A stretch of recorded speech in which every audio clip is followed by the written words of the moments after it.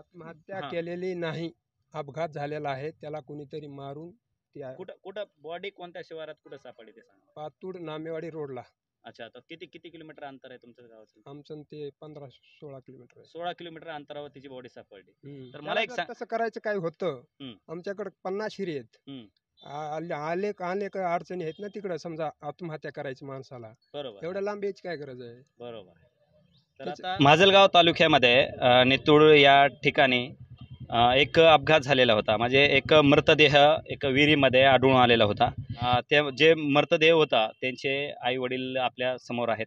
तर त्याच संदर्भात आपण ते चर्चा करणार आहोत. नेमका कारण काय आहे, पोलिसांनी कुठपर्यंत तपास केलेला आहे, किंवा त्यांच्यावर ह्यांना कुणावर संशय होता का, ते आत्महत्या होती या कुणी त्याचं समजा हत्या केली, ते आपण हे जितके प्रश्न आपल्या मनामध्ये निर्माण झालेले आहे आणि त्यांच्या मनामध्ये निर्माण झालेले आपण त्याची सखोल आपण त्यांची माहिती घेणार आहोत, नेमकं काय प्रकार घडलेला होता. तर मामा तुम्ही रहिवासी कुठले आणि ते आधी पहिलं सांगा तुमचं नाव आणि ते. ताराचंद धोंडीराम चव्हाण, हं, मुक्काम पोस्ट राव मास्तर तांडा, हं. नितूळ, तालुका माजलगाव, जिल्हा बीड. अच्छा, ते मैताचे तुम्ही कोण आहे? वडील आहेत. वडील आहेत. अच्छा. तर मला एक सांगा की तुमचे जे मुलगा होता, मय्य झालेले मुलगा होता, तर ते घरून कोणत्या तारखेला घराच्या बाहेर पडला आणि तुम्हाला बॉडी किती दिवसानंतर सापडली? ते रविवारी गेलेलं आहे. तारीख कोणती तारीख? तारीख काय आहे लक्षात नाही समजा. हां, हां. आणि दुसऱ्या शनिवारी त्याची बॉडी 11 वाजता मिळली आपल्याला. म्हणजे अच्छा. पोलिसांनी फोन केला होता आम्हाला. हं. म्हणले इथं अशी बॉडी मिळली. हं. तुम्ही म्हणजे कुठे? एकूण 7 दिवसानंतर त्याची बॉडी भेटली. 7 दिवसाच्या नंतर. अच्छा. तर बॉडी कशी भेटली? काय समजा आता 7 दिवसानंतर भेटली म्हणल्यावर संपूर्ण आणि कशामध्ये भेटली त्याची बॉडी? हिरीमध्ये, विहिरीमध्ये. पातूर शिवारात नामेवाडी रोडला हां. हिरीत बॉडी सापडली. पोलिसांना काढून त्याच्यातलं मोबाईल काढून ते कार्ड टाकून ते फोनवर आम्हाला बोलवलं. अच्छा. आता आपण एक मुद्द्याकडे वळूया. आता तुमचा मुलगा तर घराच्या बाहेर पडला होता. आता जसे तुम्ही एक तक्रारी अर्ज तुम्ही मला दिलेला आहे. तक्रारी अर्जामध्ये तुम्ही 21/5/2023 ला ते घराच्या बाहेर पडला होता. बरोबर. तर का असं घरामध्ये असं काही तुमचं काही भांडण वगैरे काही झालं काही? नेमकं भांडण नाही, काय नाही. त्यांचे ऐकून पैसे घेऊन गेले रविवारी. कशासाठी पैसे? माझं म्हणले थोडं अंग दुखायलंय, मी दवाखाना करून येतो, वापस येतो, मी गोळ्या फिळ्या घेऊन येणार आहे, मी काही इंजेक्शन घेणार नाही. हे ऐकून 500 रुपये काही ते नेले त्यानं. गेलं. 11-12 पर्यंत मोबाईल चालू होता. 12च्या नंतर मोबाईल बंद झालं, ते बंद झालं. घरून किती वाजता बाहेर पडला होता घराच्या बाहेर? 12च्या नंतर. 12च्या नंतर घराच्या बाहेर पडला. आणि त्याचं 12 पर्यंतच मोबाईल चालू आहे. हां, हां. बाहेर पडण्याच्या नंतर मोबाईल बंद तिकडं. अच्छा. नितूळमध्ये गेल्यावर. नितूळमध्ये गेल्यानंतर. एक जणांच्या दुसऱ्याच्या गाडीवर गेलंय ते. हां. असंच मित्र घेऊन गेलं, तिथवर नेऊन सोडलं. तिथं सोडल्याच्या नंतर मोबाईल बंद झाला. ते म्हणजे गाडीवर नेणारा कोण तुमच्या गावातला होता या कुठला काही? गावातलाच आहे तो. अच्छा. तर ते मोबाईल बंद पडला. तर तुम्ही त्याची काही समजा काही शोध घेतला असेल ना, कुठं काय असं कुणाला फोन वगैरे? पुन्हा 4 वाजता येईल, 5 वाजता येईल म्हणून मी पण बाहेर होतो ना. ते कुठं कामाला गेला असेल म्हणून मी त्याचं काही हे केलं नाही. ही आई त्यांची म्हणले जण कुठं दवाखान्यात गेले संध्याकाळी 4 वाजता मला फोन केला ह्यांनी घरी येऊन. म्हणले रोहन आलेलं नाही, त्याची फोन लागत नाही. त्याच्यानंतर मी घरी आलो. घरी आल्याच्या नंतर मला 5 वाजले घरी यायला. पुन्हा घरी बी फोन मी ट्राय करीत होतो पण फोन लागला नाही त्याचा. पुन्हा गाडी घेऊन दिंडोरीला गेलो. मिसिंगची केस तरी टाकावं म्हणलं हुडकण्यासाठी. कोण कोण गेलं? बंडू राठोड आणि मी. बंडू राठोड कोण? आमच्या तंड्यातलंच आहे. तुम्ही दोघं जण तुम्ही कंप्लेंट तिथं काय म्हणून तुम्ही कंप्लेंट तिथं नोंद केली तुम्ही?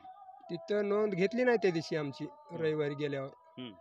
पुन्हा म्हणले कुठं गेला असं 2-3 दिवस थांबा पोलीसवाले. मग 2 दिवसाच्या नंतर मी अजून दुसऱ्या दिवशी गेलो. माझी गाडी चालू होती, 2-4 गाड्या हुडकीत होतो आम्ही. कुठं गेला असं पुण्याला, मुंबईला म्हणून. 2 दिवस बाहेर पाहुणे रावळ्याला बघितलं पण काय मेळ लागला नाही. मोबाईलच बंद होता त्याच्यामुळं काही कॉन्टॅक्ट झाला नाही. पुन्हा दिंडोर पोलीस स्टेशनमध्ये दुसऱ्या दिवशी केस त्यांनी घेतली मिसिंगची. सोमवारी घेतली. सोमवारी, मंगळवारी. म्हणजे रविवारी ते घराच्या बाहेर पडला होता. तर रविवारीपासून तुमचा शोध चालू होता. रविवारीच तुम्ही 5 वाजता संध्याकाळी कम 6-6:00 दरम्यान तुम्ही त्यानंतर गेलो हां तिथं तुमची तक्रार काय घेण्यात आलेली नाही. त्यानंतर तुम्ही सोमवारी गेलात, सोमवारी देखील घेण्यात आलेली नाही. नाही घेत. नंतर मंगळवारी तक्रार नोंद झाली. हो. काय म्हणून नोंद झाली ती? मिसिंगची केस अच्छा, अच्छा. तर मी आता संबंधित जे पोलीस आहे माजलगाव ग्रामीण पोलीस स्टेशनचे आम्ही त्यांना कॉल केला होता आम्ही. हं. तर त्यांनी असं सांगितलं की दिंडोळ पोलीस स्टेशनमध्ये ह्यांनी मिसिंग कंप्लेंट नोंद दिली होती. पण गाडीमुळं त्यांनी घरामध्ये भांडणं केले आणि ते बाहेर पडला होता आणि रागाच्या भरात त्यांनी आत्महत्या केली. असं घरी आलते का हां. मिसिंग केस टाकली हां. पोलीस एक घरी आला हां. आम्ही केस टाकल्याच्या नंतर घरी चौकशीला म्हणजे ते पंचनामासाठी आलतं ते मी घरी नव्हतो हं. आमच्या मुलाकडून जॉब घेऊन गेले ते अच्छा. हां, हां.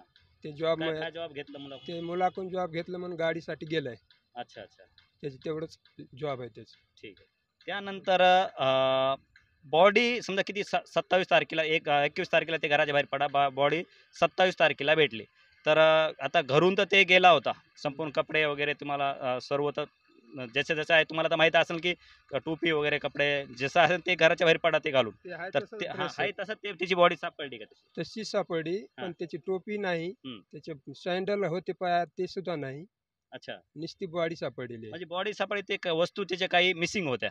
हां. हां. तर काय समजा एक चप्पल आणि टोपी चप्पल त्याची. आणि टोपी अच्छा. तर मग या संदर्भात तुम्ही आता त्या पोलीस हेरीम- स्टेशनमध्ये काही हां. त्या हेरीमध्ये जर तसं समजा त्याने हे केलेलं असतं हां, हां. तर ते बॉडीत तर ते चप्पल तर सँडल राहील ना तिथं बरोबर. वर येईल हां. पुन्हा टोपी राहील हं. तिथं काही सुद्धा नाही अच्छा. तर मला एक सांगा, की जे तुमचा मुलगा होता, तर त्याला तर पोहायला तर येत पवायला असेल. येते फुल हां. येते पवायला येते पोहायला येत होतं. आमच्याकडं जवळच नदी आहे नदी ती मोठी नदीतून दररोज मासे फिसे धरून ते दिवसभर पोहून असे शाळा नसल्यावर हं. पोहता फुल येते त्याला अच्छा. त्याची तर काय आता अडचण नाही. पोहता आता येतं ठीक आहे. एक तर आता हे तुम्ही हे बघू शकता, की जे प्रकरण आहे वेगळ्या दिशेने समजा एक टर्न घेत आहे आणि विशेष बाब एक विचार करायची बाब आहे, की विहिरीमध्ये जे मृतदेह आढळून आलेला आहे त्याला पोहता देखील येत होतं आणि दुसरी गोष्ट, की त्या जे मृतदेहाचं काही त्यांनी चप्पल वगैरे जे घातलेली होती किंवा टोपी कॅप होती, ती मिसिंग आहे. ती जागेवर काही त्यांना आढळून आलेली नाही आहे. तुम्ही ह्या संदर्भात पोलिसांना काही सांगितलं का? मी सांगितलं त्यांना 2 वेळेस नाही असं महिन्याला लगेच मी चक्कर मारायलो ना हं. तपासायला होतो असं म्हणतात आम्हाला अच्छा. आणि ते एकदा उबाळे साहेब म्हणलं ते आम्हाला काय सारखं सारखं बेजार करू नका माझं मोबाईल ब्लॅक लिस्टमध्ये टाकलाय हां. फोन सुद्धा उचली ना म्हणजे चौकशी करणारे पोलिसवाल्यांनी तुमचा हां. मोबाईल ब्लॅक लिस्टमध्ये टाकलाय अच्छा. हां, माझं हां. फोन सुद्धा घेत नाही ते हां. आणि पुन्हा एकदा मी तिथं गेल्यावर म्हणते मंत्रीकडे जा कुठं जायचं तिथं जा मला काय आता बेजार करू नको ते काय तुमचं तपासणी झाली झाली असं. म्हणले. हां अच्छा. तपासणीचा निर्णयच काय दिलेला नाही तरी पण त्यानं झालं म्हणते आता दुसरी गोष्ट आता जेव्हा तुमच्या मुलाची डेड बॉडी सापडली होती, बरोबर. तर सापडल्यानंतर तुमचे पंचनामा तर झालाच असेल. केलेला असन हां. पण माझी सही घेतलेली नाही मला विचारलं सुद्धा नाही मी तिथं बॉडी पशी आलो हां. मी बेशुद्ध झालो आणि ते आमचे घरी मंडळीला बी दवाखान्यात नेलं हां. आम्ही दोघं बी दवाखान्यात होतो तुमचं काही ते जॉबवर तुमचं काही शिकलं? जॉब नाही सही नाही काही नाही तिथं. काहीच नाही. तर मला एक सांगा आता एक प्रश्न निर्माण झालेला आहे, की 7 दिवसानंतर बॉडी सापडली विहिरीच्या पाण्यामध्ये. हम्म. बरोबर. तर आता बॉडी कशी आहे? संपूर्ण गळून वगैरे गेली असेल 7 दिवसात. नाही हां. बॉडीला काही सुद्धा झालेलं नाही म्हणजे 7 अक्षरशः- दिवसानंतर सापडून देखील बॉडीला काय झालेलं बॉडी नव्हतं. 7 दिवसाची नाही हां. ते लई ते लई 3 ते 4 दिवसाची बॉडी आहे तर मग आता हा प्रश्न आहे, की बॉडी 3 दिवसाची समजा ती बॉडी असेल असं वाटतंय तुम्हाला. मला वाटतं तर बरं ठीक आहे. तुमच्या आता त्यांनी आत्महत्या कुठे केली? आत्महत्या म्हणा किंवा ते आत्महत्या हां. केलेली नाही अपघात झालेला आहे त्याला कुणीतरी मारून त्या कुठं कुठं बॉडी कोणत्या शिवारात कुठं सापडली ते सांगा? पातूर नामेवाडी रोडला अच्छा. तर किती किती किलोमीटर अंतर आहे तुमच्या गावाचं? आमचं न ते 15-16 किलोमीटर आहे 16 किलोमीटर अंतरावर तिची बॉडी सापडली. तर त्याला मला एक जर सांग तसं करायचं काय होतं हं. आमच्याकडे 50 हिरे आहेत हं. आले आले अडचणी आहेत ना तिकडं समजा आत्महत्या करायची माणसाला बरोबर. एवढ्या लांब यायची काय गरज आहे बरोबर.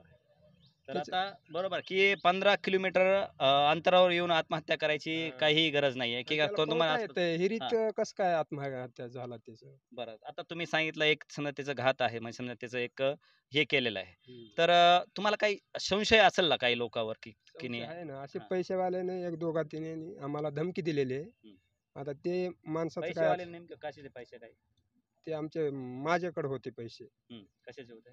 कारखान्याचे हां, हां. म्हणजे कोयत्याचे हं. त्याच्यात त्याने धमकी दिली ती. हं. पण आता असा सांगून वांगून कुणी तरी काहीतरी केलेलं असेल तर काय अच्छा. सांगता.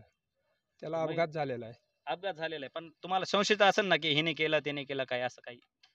नाव संशय म्हणजे असा नाव आता मला ते सांगू शकत नाही मी. हां. पण संशय आहे दोघा-तिघाचा. अच्छा. तर जेव्हा तुम्ही पोलिस स्टेशनमध्ये गेल्यानंतर तुम्ही त्यांचे नाव उघडकीस पोलिसाला तर सांगावं लागेल ना तुम्हाला, की असंच सांगतो हे ना. आहे. अच्छा. मी ते नाव सांगतो. ठीक आहे. तर मग आता तुम्हाला काय अपेक्षित काय आहे? तुम्हाला काय वाटतं, की काय व्हायला पाहिजे? आम्हाला फक्त त्याचा निर्णय लागावा. हं. आत्महत्या ते अपघात नाही झालेला. हं. म्हणजे स्वतःनं नाही केलेलं. हं. त्याला कुणीतरी अपघात केलेला आहे. हं. मारून टाकलं किंवा काहीतरी झालं. हं. त्याचा निर्णय तर लागायला पाहिजे ना. बरोबर. त्याच्यामुळे आपण चौकशी करायलो. अच्छा. आणि ह्याला जर गरिबाला जर न्याय देत नसतील, हं. तर मग हे काय आपण गरीब कसं जगायचं? बरोबर. आम्ही एक ऊसतोड कामगार आहेत. हं. आम्ही काय लय मोठे नाही. पण आमच्या मुलाला असं झालेलं आहे, तरी आज मी बेजार होऊन 1 वर्ष होत आलं. अच्छा. रोज चकरा मारतो.